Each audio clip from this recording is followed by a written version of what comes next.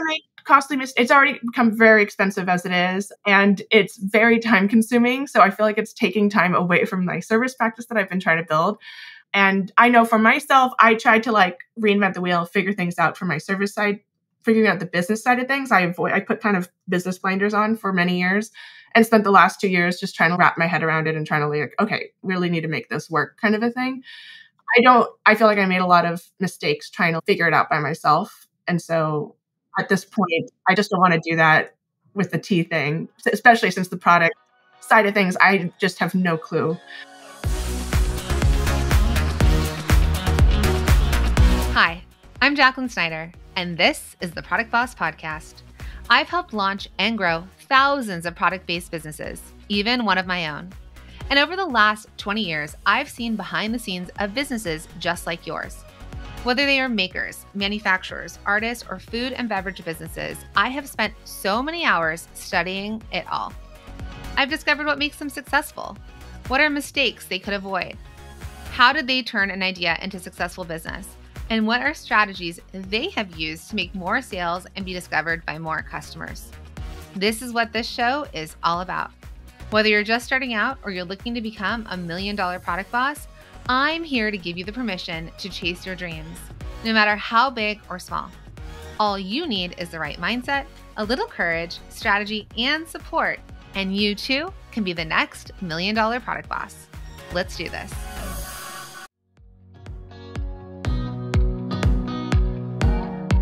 Hey, product boss. So I know that growing a product-based business can be tough, especially when you're wearing all of the hats and maybe even making all of the hats and trying to keep track of all the things. So one thing that shouldn't make it any tougher is finding the right software to use in your business so you can focus on reaching that next level. So that's where HubSpot's customer platform comes in. It's an all-in-one software for organizing and tracking all of your marketing, sales, and customer service needs. I know, amazing, right? And with HubSpot's customer platform, you can spend less time getting bogged down on tasks and more time focusing on what really matters, making your products, growing your business, and better connecting with your customers.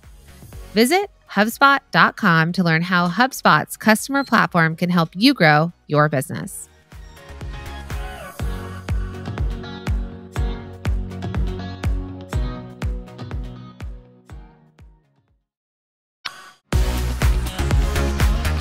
Hey, everybody, and welcome back to an exciting new behind-the-scenes coaching call. Today, I'm speaking with Mystral, a massage therapist and energy worker out of New York City. Her service-based business is growing well, but an idea for a product-based business naturally spun off from it, and she wants to explore it a little bit more. So, in this episode, we're going to see if we can find a way to position her products and manage this new company without detracting from existing business, all while making enough to live comfortably in the very expensive New York City. Trust me, I know. We lived there, and then I had to move to New Jersey. All right, my friends, let's get into it.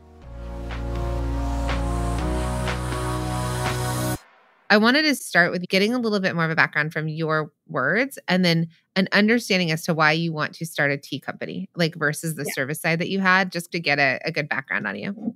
Yeah. Service background. I started off with like massage therapy back thinking I was going to go to chiropractic school kind of a thing, and took a year off to go study massage in Costa Rica, and then played around, ended up graduating in marine science of all things, and then came back to massage. I just keep learning new things about it, managing the body and the heart and the soul and everything.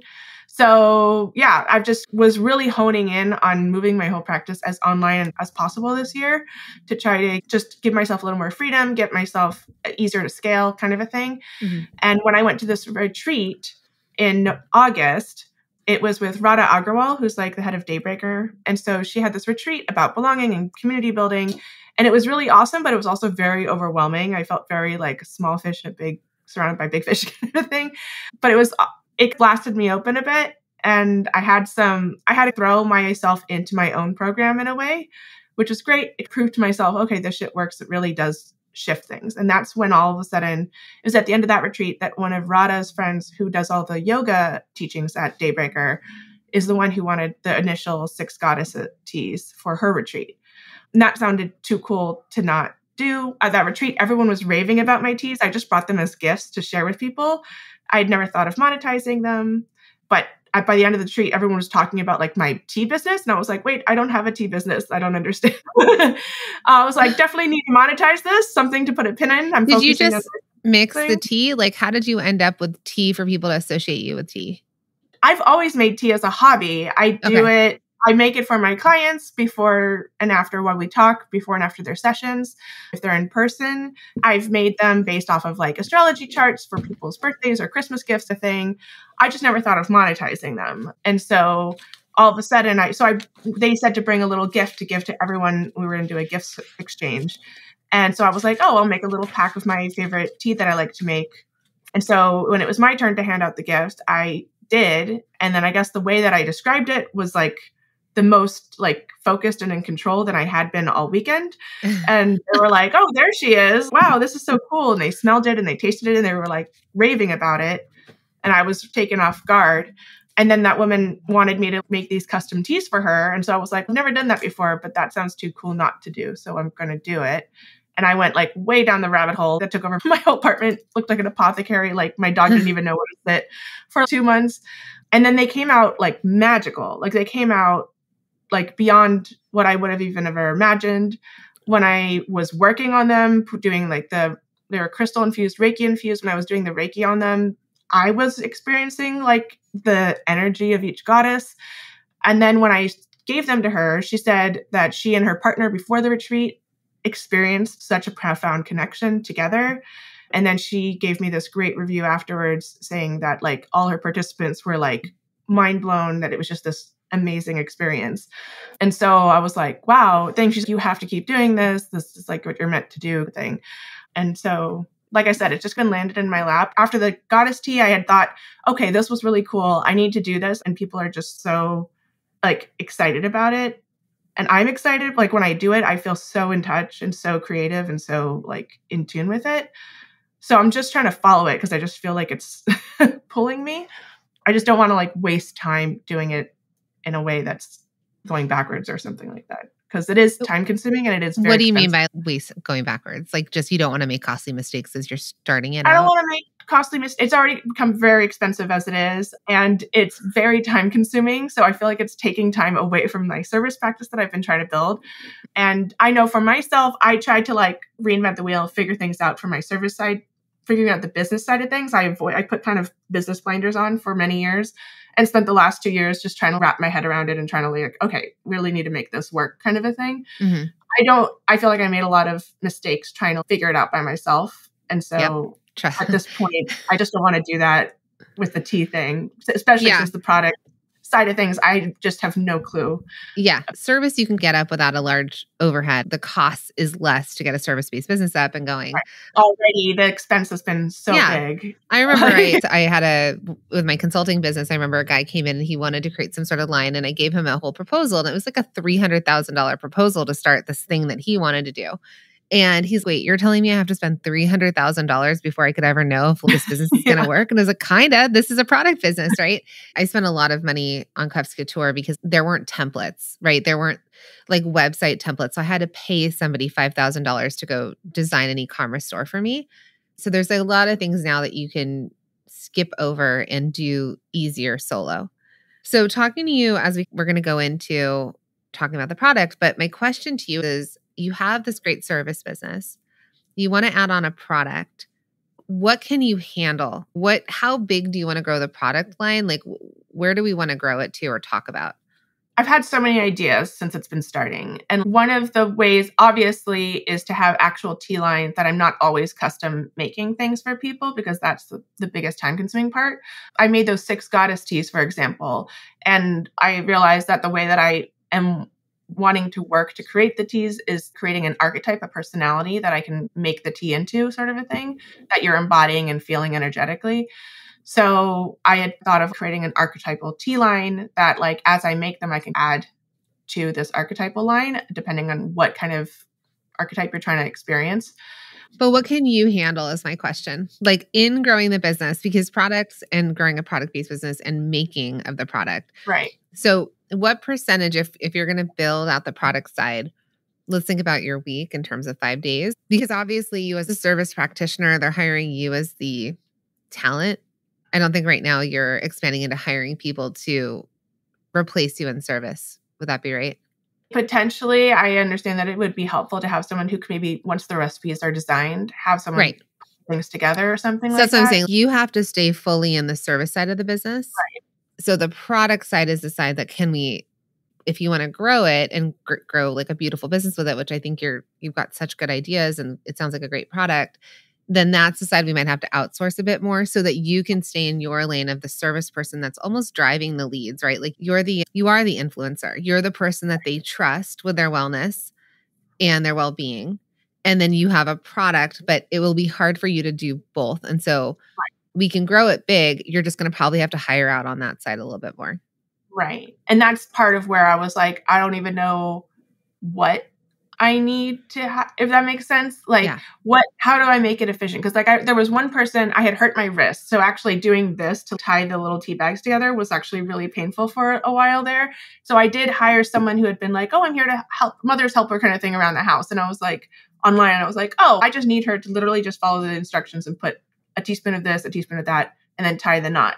Really clear instructions. I tasted some of them and they were totally off. So I think she got distracted and didn't do it. Like, I thought I could hire. It's pretty straightforward, but I guess not. So I was, I don't even know.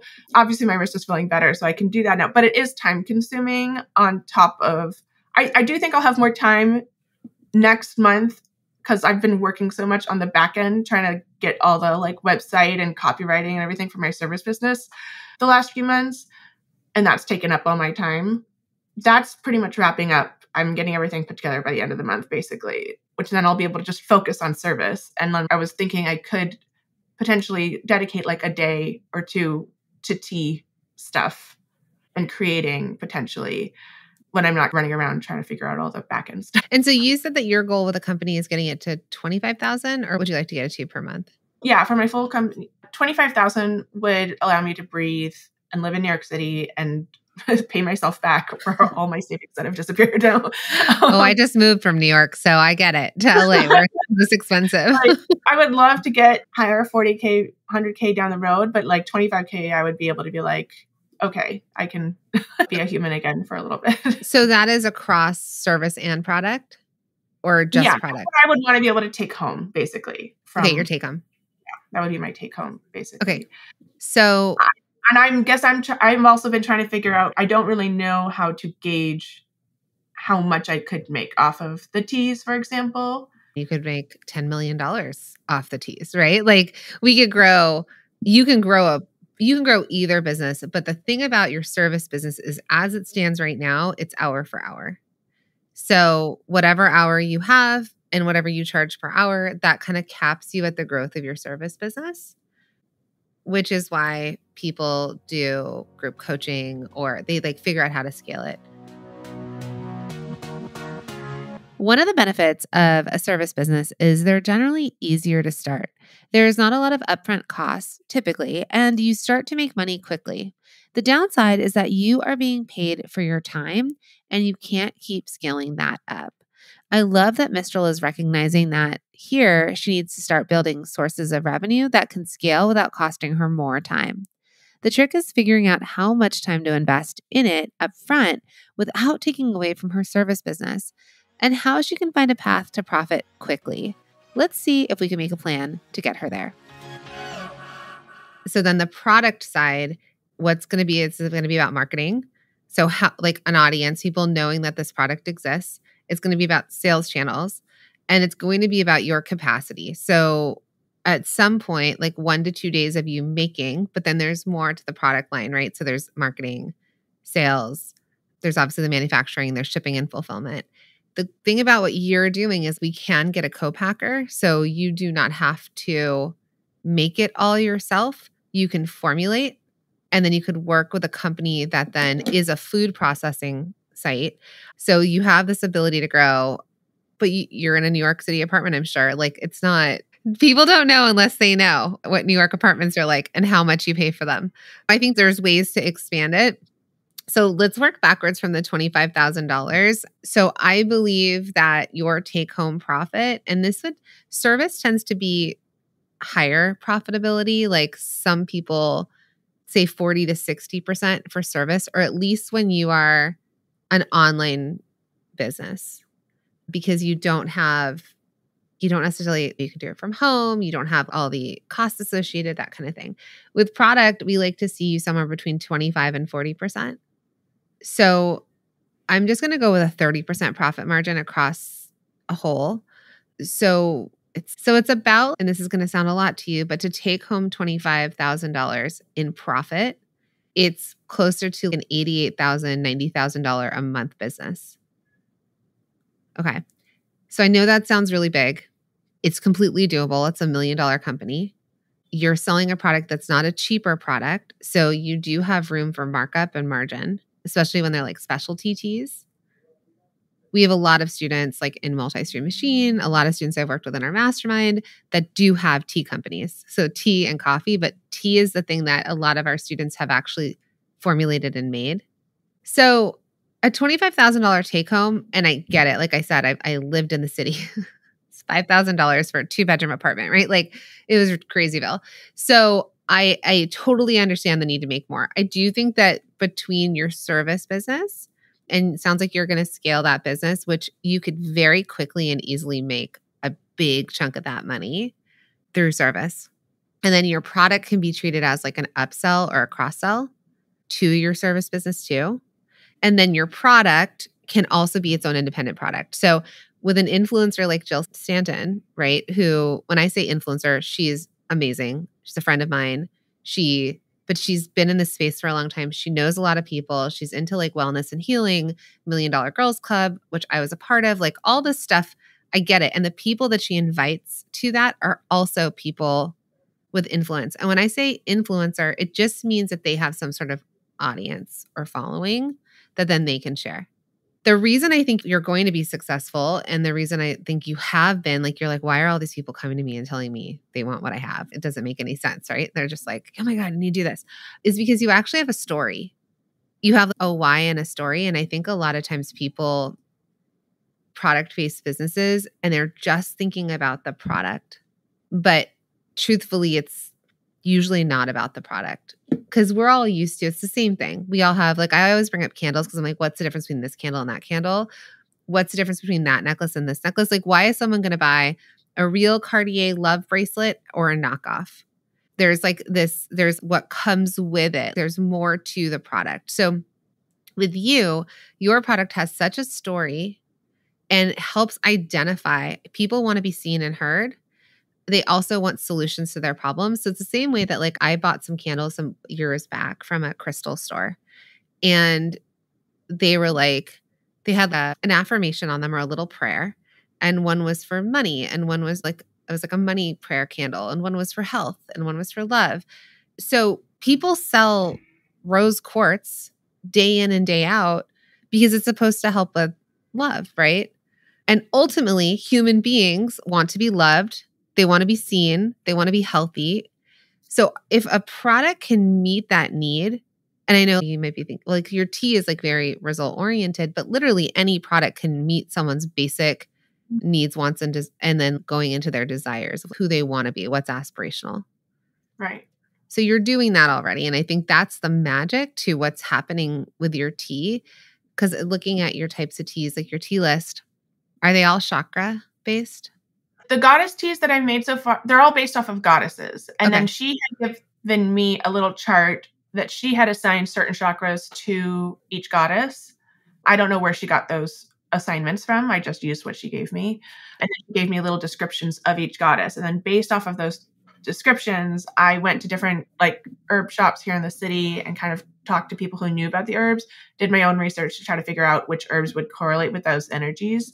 And then I made 50 different teas, single teas of each of the herbs, and literally taste tested each of them and like intuitively started combining them without really knowing what each one meant. I just intuitively did it. Which is your secret sauce as a healer. And even with my energy work, that's been part of my process, is because I do love the brain. I love to dive in and learn everything all the time. But I have found that my magic sauce, as you put it, is even with my energy work, when I was trying to do it the way I was taught it, like I wasn't connecting. And when I just let go and just intuitively stop trying to learn what all the crystals meant and just intuitively pull crystals and start intuitively putting my hands on people, that's when the magic sort of happened. Amazing. Magic. Let me ask you, you fell into making the tea. What do you want to do? We're starting your business today. Yeah. Have you figured out what the brand is? Like what kind of teas you want to make? The archetypal kind of energies, I like being able to bring people into different energies and states of being. And that actually does correlate well, crossover with the NLP coaching and hypnotherapy type stuff, with the idea that you can choose to create your own state of mind thing. So, but say this to me in a layman's way. Because a lot of times when we're in our language, like the speak that we speak in our own services, I would say, it's above the head of the normal person. So if I was walking into a Whole Foods and your tea was on the shelf, what would be the thing that I saw on the tea that pulled me to it? Sure, it's a green tea. Sure, it's a black tea, whatever it is. But let's say it in layman's terms of like how a general person would connect to it. Right. So what I was calling them is an experiential tea blend. You get an experience out of it in smell, in taste, but also energetically. Like you really feel it take you somewhere. You almost embody an experience. And so there's one goddess that is like this very nurturing, motherly love kind of goddess. And it's very healing. And like that one I gave to someone whose daughter had just had a baby. And I was like, oh, these are actually the herbs are ideal herbs that you would use for pre or postpartum type work. And so she was excited about it and I started telling her friends about it. And let me stop you really fast. So are you going to continue them with goddess teas? Is that where you're going? I thought of keeping them because they were such powerful ones to begin with. Okay. And they are archetypes. Goddesses are types of archetypes in a way. I don't know if it should be a goddess line. I had also thought of the astrology line, which does include gods and goddesses to a certain extent. Okay, so that's where I want to go. So right now, I'm going to walk you through a framework. There's 5 stages. So it's ideate it, make it, brand it, sell it, and delegate it. So that's the framework that I'm going to walk us through here, since we have so many ways we could go. So we're in the ideation phase. Right. So within the ideation phase, there's a few things that you need to do. We need to identify the product. So the product is tea. And then we need to link it to the ideal customer, your ideal customer avatar. So like, who is she? Especially if we're talking about goddess, we're most likely going to have women drinking this tea. Right. But women also make buying decisions, right? But it might be something for her that she's keeping or gifting versus making tea for your kids. Maybe you would if it has another associated part to it. That's part of the uniqueness of the teas. It's not a kind of, these aren't teas that if you really like them, I guess you could, but they're not intended to be these teas that you drink all day, every day while you're working kind of a thing. They are meant to create a mindful moment and a specific experience. So I was going to potentially, even if I had a line of different teas, the idea was to pair them with a guided hypnosis or meditation to guide you through the experience in a way. Okay. And that's and when I've shared them with people, that's the thing that people are like, wow, I've never had a tea like this before. So it's a little bit like it's ceremonial in a way. Yeah. Or if you were to go to a spa, I've been to certain spas where it's sip this tea, let's go through it. And then, right. So it is a very much an experience. And which that's why very interesting. Ends up being an ideal ICA because they are often trying to create an experience for their people. Tell me, I missed that part. Who's the ideal ICA? Oh, like retreat or group leaders who are like leading participants through a certain experience, then the tea can help facilitate that. But it's not $1 million scalable product. Right. So and then people could have it for themselves, but it's also expensive. So you could have your own personal meditation tea or a tea. Like my VIP day for my services is oriented towards helping people level up so they can step into their next chapter. And that could be potentially if you're trying to get ready for a big presentation or a big speaking event or, I don't know, a lot of different things, or going into motherhood or whatever your next big chapter is. But potentially, say you have a speaking event, we could do it all towards getting ready to feel good speaking, but you could also create a tea that you drink right before that or something like that, potentially. Yeah. So while you're starting in this realm of what you were saying, like retreat group leaders, like customization, you can do that and we could charge a lot of money for that. So I want you to think of that as like a second tier specialized product. Okay. If you're, and you can tell me if I'm on or off here, but what I think we should figure out is how to create a scalable tea company. Is that? Yeah. Okay. That's what I would love to figure out. That's what felt very overwhelming to me, that I was just like, I know that's probably what I should be doing because I don't have the time to make the custom thing scalable. Yeah. When you're in this ideation phase, you're going to have a lot of ideas of potential business models and products. It can be fun, but it can also be a little overwhelming deciding what to go with. In Mystral's case here, I'm urging her to go with what's easiest first. She already has another business, so there's going to be a limited amount of time she can pour into her tea business. So instead of focusing on these highly specialized custom teas, we'll work on making a product that's scalable and complements what she's already doing. From there, we start to look at who this product is for. So let's shelf the custom. It's there. It's 100% doable. And I think once we work out this front end part of the scaled tea company, a typical tea company, but with a very different messaging, then obviously the other stuff comes easier. So in this phase, it's not the retreat or group leader. It is the people they're calling to their retreats. So it's their podcast listeners. It's their followers on social media. It's their blog readers. And we're going to have to do more research on this. I'm not going to tell you exactly who she is today. So what we need to do is we need to find the pool of people. So I don't know if you've heard the story of Zappos. So when it was Tony, he ended up passing away, unfortunately. But like when he started it, he looked at people were like selling shoes online. Are you out of your mind? People have to go to a shoe store and try on shoes. And what he did is he looked at the business at that point. He looked at the percentage of the market that bought shoes through catalogs. And 5% of the market, of the shoe market, bought their shoes on catalogs. And when he calculated what 5% of the market share would be, it was like, I don't know, I'm just going to say $1 billion. It was something crazy at the time. So he didn't think I need to take up 99% of the market. He only went for the 5%, and then he actually changed the shoe industry. So for you, if we get clear on the ideal customer avatar, that's millions and millions of people, even if it's niche. So I want you to, when you're going to do this work, we're going to think about what you could do. Maybe one of the easiest ways to do this is you look at all of the retreat group leaders, the people that you follow that are aligned with this goddess energy, into human design, like Jill. Are they into astrology? Who's constantly talking about Mercury in retrograde and not doing launches during that time, right? Like anyone that's on that vibe of understanding astrology, the moon, potentially like human design, maybe they're pulling tarot, they meditate, they like crystals. There's a variation of this woman. There's the extreme.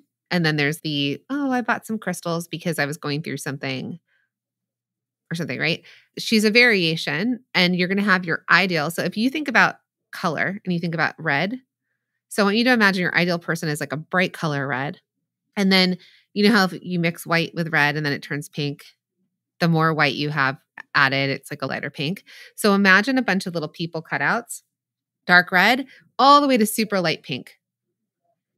And all the variations of pink that you can have. So even if she's super light pink, she might still buy your product. Maybe she's not your ideal. She's not ordering it every month. She's tasted it. She's tried it. She's gifted it. And then you have the person in red. So we're going to do the ideal customer avatar for the person, the true person. And then know that there's going to be your variation. So if you're very true with your messaging, you're going to hit your customer at different times in their life or their journey or their experience, that your thing's going to either ring like they need it because they're going through something, or it's just their day-to-day life, but you're not going to change your messaging for the customer. Okay. Does that make sense? So the messaging would be focused on the ICA, and then sometimes the pink people will connect with that messaging. Yeah. Okay. And what it's going to be is it's the same idea of if I think about my spiritual journey, and I'm still not like uber spiritual, but I do have crystals now. Little meditation corner I'm setting up in my office, right? I'm like a wannabe. I'm a little bit woo. So I remember like back in the day, like I said, I bought those candles because there was something going on. Who knows if I was going through a breakup or whatever it was. And I was like, I need something. So there's a lot of people that enter woo, let's call it, for specific things. There's some people that will never do it. Like I have a best friend who's so practical. It's not her world. She's right. most likely never going to come to it unless I, the woo person, buy her it as a gift because I'm like, you need this energy. Yeah. Buys her in. So you're going to have the people who discover your stuff and there's a need that your product is going to meet immediately. And then you're going to have the people who are just like, yes, I wake up every day and I say a mantra and I pull a card and I follow my stars and I do everything and they're the true person. The messaging will be, like I said a little bit earlier, it can't be so industry language. You're going to have to dumb it down where the words make sense for both. So when you said to me, mindful moments, an experiential tea, but if you use the word archetype, if people go, what do you mean by archetype?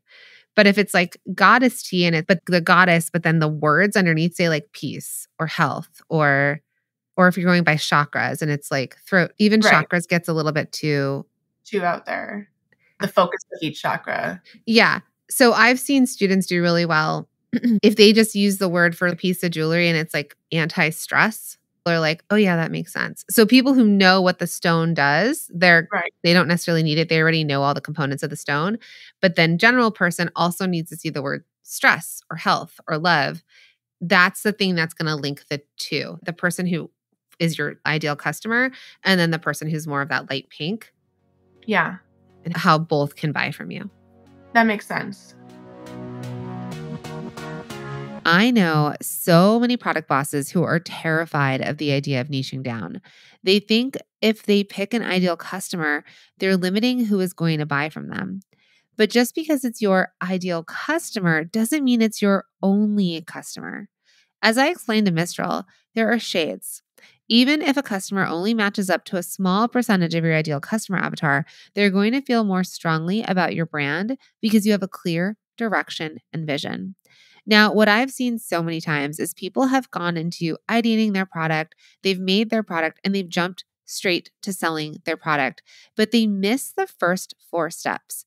And this is one of them, niching down on your niche, really understanding who your ideal customer is and why they want your product, that product market fit.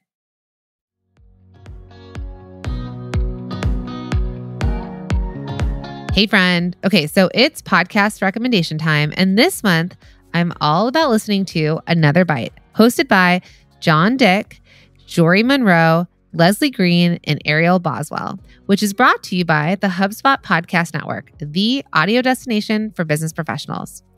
Each week, they break down episodes of everyone's favorite business television show, especially as product bosses, Shark Tank, offering their own unique thoughts, spin-off companies, and critiques.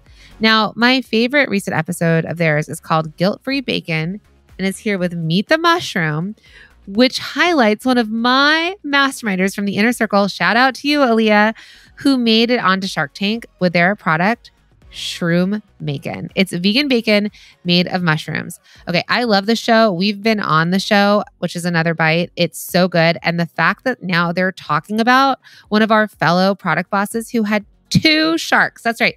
2 sharks become investors and they break it down. It's so good. So all you have to do is tune in to hear how it went. So listen to Another Bite wherever you get your podcasts.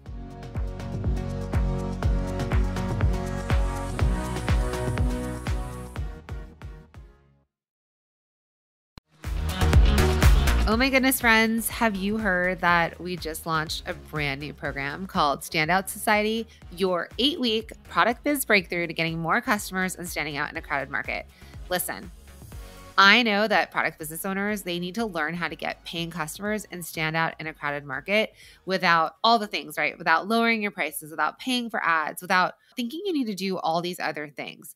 And you know, Tim Ferriss had this quote and he said, even if you have the best possible version of what it is you're selling, if no one knows about it in the first place, then you don't have a market. So this brand new program is for literally anyone who sells products, whether you're just starting out or you've been in business for years.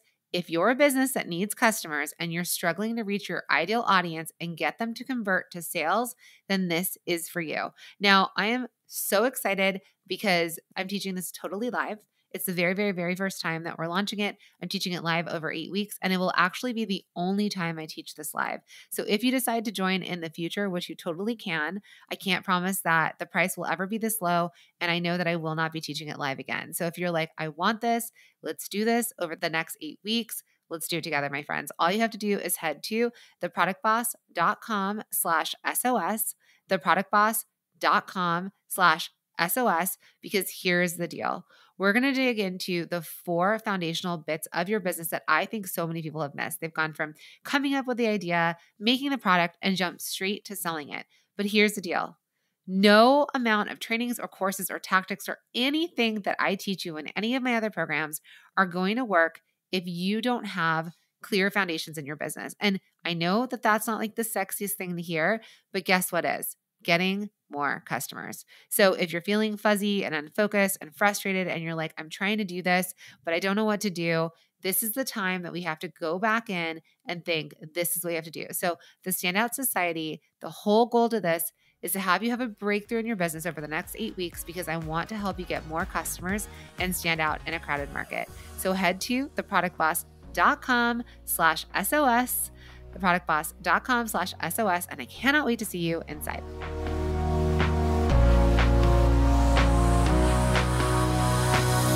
This has definitely been a problem for me, even just with my service and just trying to bring my words down into a place that people can understand. Even when I think I'm doing it, I think people still think it's a little over there.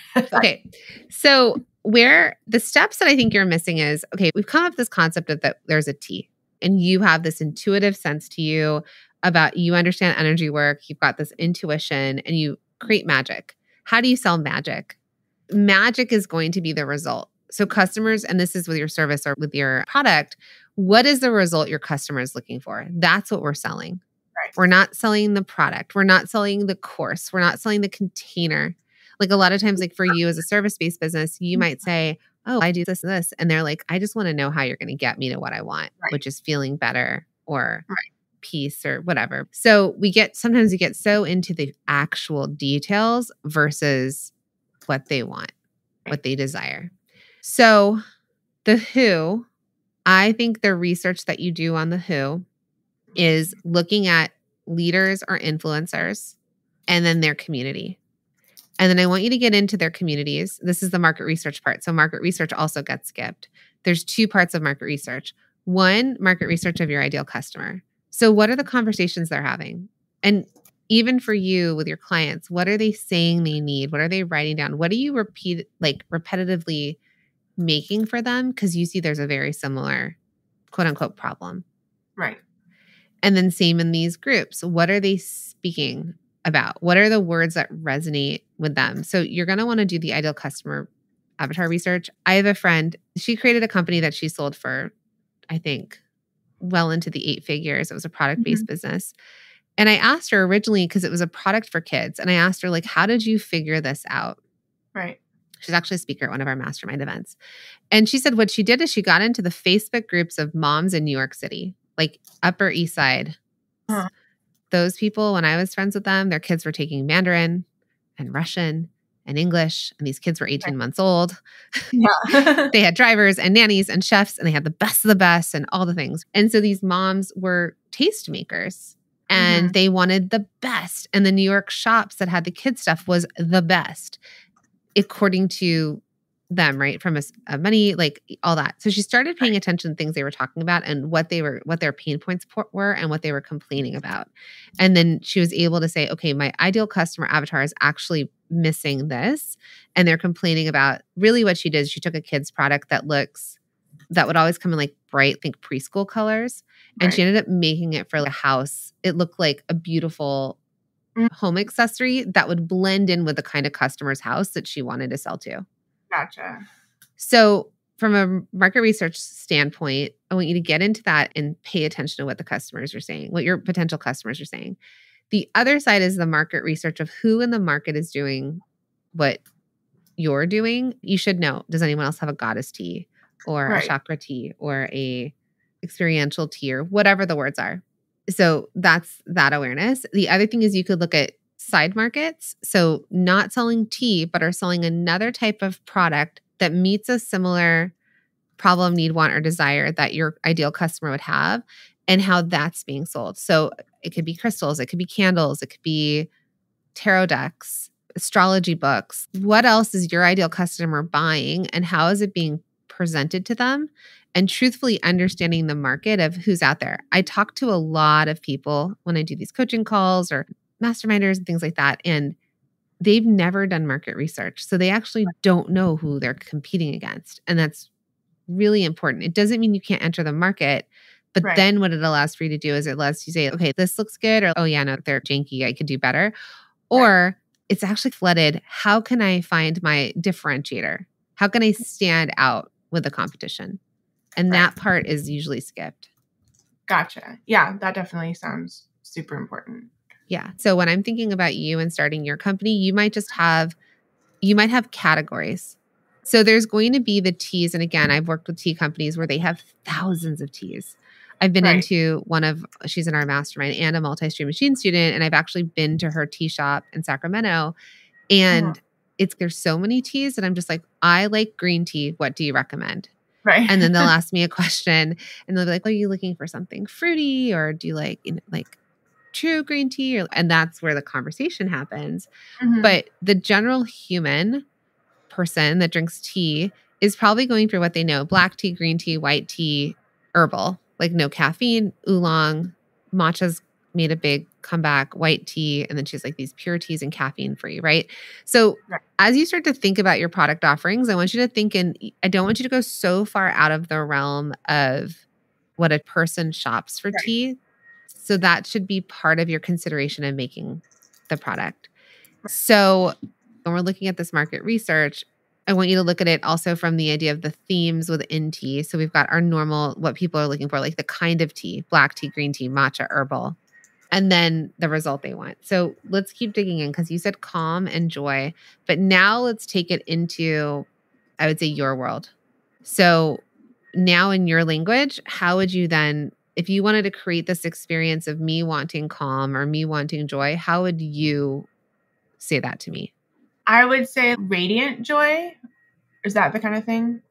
Yeah. Or like, I'm okay with you speaking in your language now. So when you're working with, as a practitioner, and you're working with somebody coming in and laying down on your table for you to do your healing work, what is something that they're going to say to you or you say back to them that's going to, through your healing work, the experience they're going to have, and at the end, the result they're going to have? Let's talk about that. Okay. So for when they're coming to me, they are tending to be like feeling stuck and overwhelmed and stressed. And then they're coming to receive some sort of clarity. So for me, a lot of my work is balancing like the practicality, like I call it practical woo. And so when I get like really cool energetic practices and then I feel like leave and I'm like, that was cool, but I don't know what to do with it, kind of thing. And so I guess they get clarity and focus and peace. And then a lot of my huge thing about embodied magnetism is about increasing confidence and empowerment so that you can have more freedom to access. A lot of my work is helping you not feel reactive, and so that you can just live and use your emotions as tools to help you make decisions and have more options than you think you do when you're just reactive, if that makes sense. And so part of what I liked about the teas that I've been making is that they get you into your body. It's a mindful body scan almost practice, because you have to like really listen. Oh, what do I feel as it goes down my throat, as I smell it? And then all of a sudden I'm feeling these energetic experiences. It's feeling grounded. It's feeling light. I'm feeling it up in my third eye, kind of a thing. And I'm having to explore what this feeling feels like so that I can recognize it in the future and make it happen for myself in the future thing. Okay. So jumping a little bit ahead, you could do QR codes that they could scan. Mm-hmm. Yeah. And you could have little videos that go with it. And there could be like a small direction on just like really easy. So when they read it and whatever the wording that you use, it's like whether you want to use the word ceremonial or mindful moments, like something where if I read it, it's okay for a mindful moment. Like it might say like how to brew the tea, and then it's find a place, sit down, take a deep breath, take a sip. And then you give like in a, not a super long paragraph because they have to be able to read it pretty quickly. And then it might be like scan the QR code for a full practice. Right. So I think as you're talking about it, as we've identified the actual product, we're talking about the actual tea and helping you define how to define what kind of teas you should make. Then we get into and understanding who your customer is. Then we get into it's a cross between making it and the brand of it. Yeah. There's also I know you said you had questions about costing and pricing. So when we looked at your competitors, or we look across the board. So the Calm Tea, the Republic of Tea, 36 bags is $13.50. Right. Are you doing loose leaf or? Part of my difficulty is that, it's been loose leaf for the retreats because they're making it in bulk for their participants. But then Jill does want little individual bags to put in gift bags for each person's room kind of thing. But so many of my recipes are so complex and they all have different densities. So it's not like a kind of loose leaf you could put a spoonful and get the full blend out, because you have powders that have sunk to the bottom, you have roots, you have leaves, you have flowers. So they probably need to be individually packaged. So they need to be individually wrapped to do it individually, yeah. Okay. So this is all part of the ideation and make it phase, because the ideation is you've ideated and we're going to get that. But the make it, this is the part that you're not there yet, is going to be, okay, so from your experience, they need to be pre-portioned and they can't be loose leaf based on what you're putting in it. So that's one thing when you're making it and you're looking for, like, when we're talking about production, that's something you need to add in, because then when we're going into pricing, we have to account for all of that. So in the market research realm, and that's what I was saying in the very beginning, when you think about who your ideal customer is, who they shop from, what are sub brands that are there. This is, I think, again, I'm going to say the word magic, but this is when you start to say, how do I stand out in a market like tea? She did it by having a really defined perspective, right? She's creating a market in a way, really specific, defined market. Like, I know who my customer is. Then if you think about it, okay, we used to have better packaging a long time ago because we didn't have this mass production of what we have now. But then you also think about it like, okay, what's doing really well in candles? Like, why are people spending $100 on a candle or $250 on a candle? It's the jar. And so then she's taking the jar, the design of a jar, the visual branding, the presence of it, marrying it with probably, truthfully, just a normal tea blend and putting them together. And then the front part of the product, the naming convention, the why does a customer want it? What is the result that the customer wants? That's on the front of the packaging. And that's when you marry together a product that can take off. Like, you've created your own product market fit. And it's something that's, oh, this is different. I'm intrigued. I'll pay $49 for it for 4 ounces. Does that make sense? Yeah, it does make sense. When I was doing the product cost sheet that I got from you guys, I think I had originally thought that the herbs were what was so expensive, just because I had spent so much money on it in bulk to not be paying ridiculous prices. But I realized it was the packaging. Obviously, I threw together some packaging for the goddess teas. I was just going to put them in bags. And then I had some friends who are in branding and they were like, no, you got to brand it. So he helped me make a little label and make it look nice, which I appreciated. But those like Mylar bags and stuff ended up being, if I were to add that up into the cost sheet that I did, that ended up being the most expensive part. And then also realizing that for the crystals I was using to infuse it with, I was buying them retail, obviously, just because I don't know where to get crystals wholesale. Okay. You've got 25 cents in the tea components. Then we have, like you said, the materials of the tea bags, the Mylar bags, the printed labels, all of that. So when you start to see that your packaging is costing more than your product, that's okay, because the packaging might be the thing that's selling. But you can always then say, okay, I'm doing this myself. I'm printing it at Staples. If I were to print it more at scale, how low could I get this? Because what you can start to do with this cost sheet, you can start to play with it and play with this number and be like, what if I was able to get my labels down to 5 cents? What would this work out to? So this is where you'll start to play with the numbers as we start to match it to the cost and then the price. Now, when you find a co-packer and you find someone else and you're starting to source this product more wholesale, I think you'll also bring your cost down. You're just shopping everything right now, like you said, from just shopping.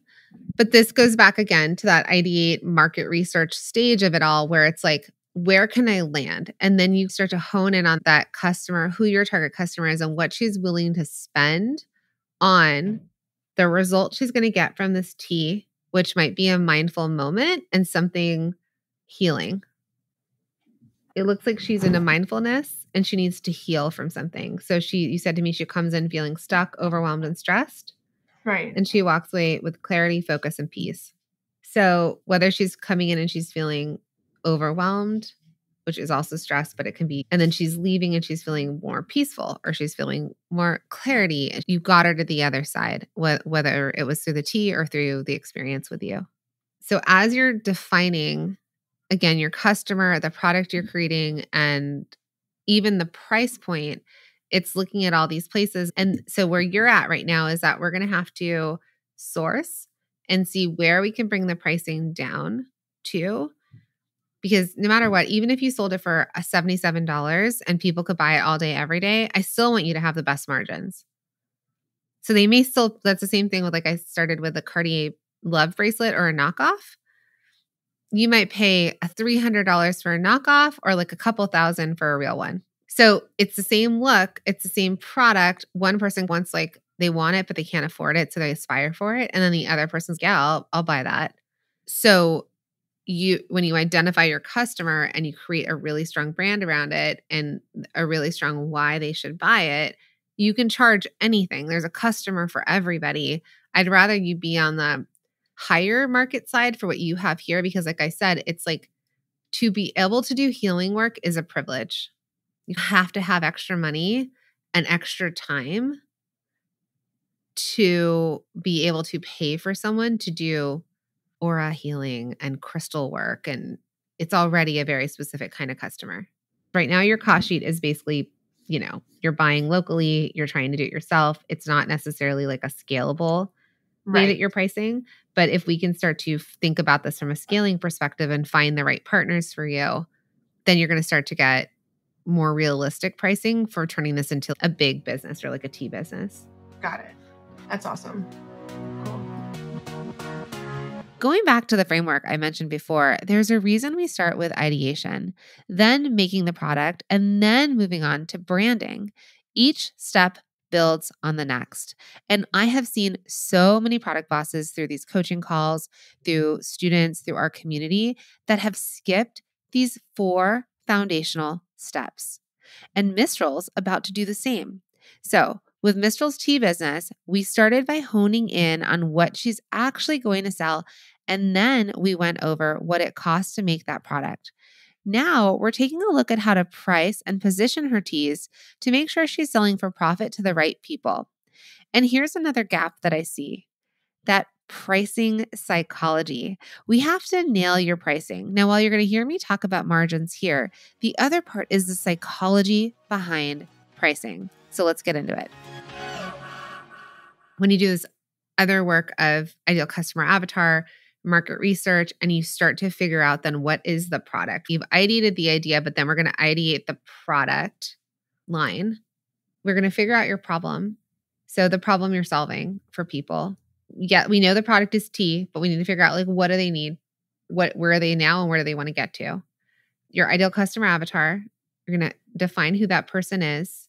Again, going really deep into who she is, where she lives, what I would tell you to look at, what retreats she takes, who does she follow? And then you're going to do your market research. So the market research is going to be understanding the competition within the tea realm, and then also within side categories that the same customer would buy from. So it could be candles, crystals, tarot decks. It could be apparel, probably jewelry is a big one actually that she probably buys and wears. So you're going to do your competitive analysis amongst teas. You're like, okay, tea costs this much to this much for how many servings or ounces. Who can you find? Like I found that one that helps with fibroids and fertility. And they're really expensive versus the Magic Hour one that you shared, and then the cheaper grocery store ones. Because you also then want to say, where does Magic Hour sell? What are they selling at boutiques? Are they selling direct to consumer? Like, you're going to want to understand your competition. And when I say competition, it doesn't mean that you're actually directly in competition, but you want to understand their path. That's the market research part and like this competitive analysis. And then you're going to get into your minimal viable product. And that's what you're asking me. Do I do 10? Do I do 1? I think with tea, a variation. So once you figure out again, like why your differentiator, what you're gonna be like known for. Let's say you do the goddess collection. It's like fertility, divine love. Find the ones that are the most popular. And like I said, when we went and looked at that other company that was more for the sports people, it still gave us like sleep, energy. So when you start to look at other categories of categories or meeting, wellness is a huge trend. Mental wellness, sleep wellness is a huge trend. There's so much product being built around sleep. So however you define it, I still want you to look to the trends that are happening so you're not super off course. Does that make sense? Okay. So for minimal viable product, then you're going to decide then when you brainstorm and ideate and think through what problems can I solve with this tea? So say you're going to have a love tea, you're going to have a joy tea, a calm tea, but again, you're going to make your best words for it or whatever you think people need. And then you'll say, okay, what is this going to look like? 5, 10 of them? And then when you're talking in the make it phase, when you're talking to the manufacturers, they're going to tell you what your minimums are, what the setup fees are. So then you might start to whittle it down and say, okay, I'm going to launch with 5 core teas. So you got to find out the information before you can make the decision, but you have to come to decisions, source it, find out what you need to know. Okay, all right, I can only afford this. And you keep whittling away till you come out with what your minimal viable product is, which is how you're going to validate your idea by then getting that minimal viable product in front of your ideal customer. And does it mean that it has to be in the packaging yet? Not necessarily. You're already doing it, right? You're already creating these minimal viable products. So can you, in the same time as you're starting to come up with these ideas, can you share it with your one-on-one customers? Can you take them through experiences? Can you record the steps that you're doing with it? And think again, how can I have to dumb it down at mass production? But how can I create this like luxurious experience they're paying me a lot of money for and turning it into something they can buy off the shelf? And then what I'd love for you to do is start to get in this minimal viable product, like validation of your ideas. I want you to start to ask them questions like, tell me about your experience. And then you could give them a little checklist at the end, like flavor, strength of the flavor, things like that you want to know from whether it's like the food part or the experience part. And then you can start to gather testimonials because you can actually write those up and have Jacqueline from LA. Like, I loved it. My experience was so deep and I feel so much more clear and confident at the end. So that's in this minimal viable product between right now and the ideation, making it probably out of your house, while you're also trying to see, can I use a co-packer and scale this thing? And at least find the information that I need so that maybe you're still making it out of your house to start. But as you grow or there's more demand, then you have a place that you can go to scale with it. That makes sense. Okay, cool. Any questions around that? No, thank you for laying that out. That's helpful. You're welcome. You're doing amazing. Thank you. Have a great rest of your day. What a great coaching session. I am so honored when I get to work closely with product bosses, whether it's in my programs, courses, or masterminds, and especially when we get to share them with all of you here on the podcast. Now, running one business is hard, but most entrepreneurs know that when you get that idea that just lights you up with excitement, it's hard to ignore. Mystral recognized that she took the slow path with her service business and that she'd have to learn a lot from scratch when it comes to product-based business. I applaud her for seeking out the support in these early stages to give her that fast track to success. That's what we're all about here at The Product Boss, to give you the tools and the foundations you need to avoid the mistakes most product business owners make so that you can build the life and business of your dreams. So, my friend, keep dreaming. I'm rooting for you. I'll see you in the next show.